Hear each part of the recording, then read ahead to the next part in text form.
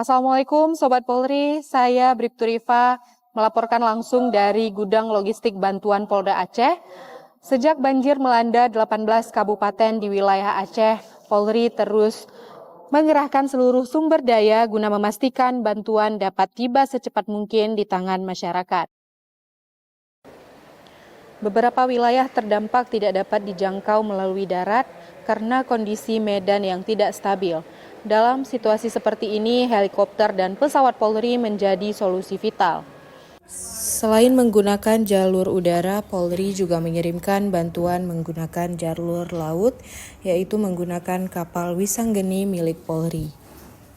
Dalam satu hari, heli Polri mampu melakukan sekitar 2 hingga 3 kali penerbangan menggunakan heli Polri nomor AW169 P3307, Dopin P3102, AW169 P3308, dan NBO P1113 untuk mengangkut dan menurunkan bantuan ke titik-titik yang telah dipetakan oleh tim di lapangan.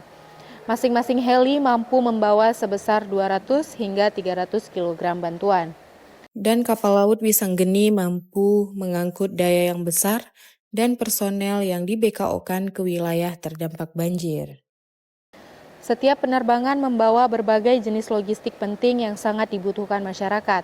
Hingga saat ini, Polda Aceh telah mendistribusikan sebanyak 5.354 koli paket sembako, 1.919 koli selimut, 89 koli obat-obatan, dan 1.462 unit peralatan pendukung untuk membantu warga bertahan di tengah kondisi pasca bencana.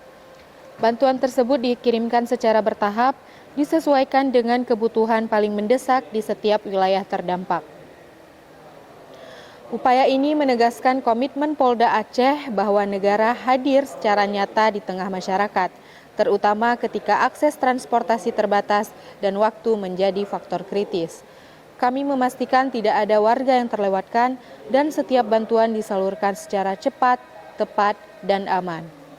Selain gudang logistik yang ada di Polda Aceh, juga terdapat gudang logistik bantuan bencana yang ada di Posko Bandara Kuala Namu Medan yang menerima bantuan melalui darat dan udara untuk didistribusikan ke wilayah terdampak banjir di Aceh, terutama daerah Aceh Tamiang, Aceh Timur, Langsa, Aceh Tengah, Aceh Tenggara, Gayo Lues, dan Benar Meriah.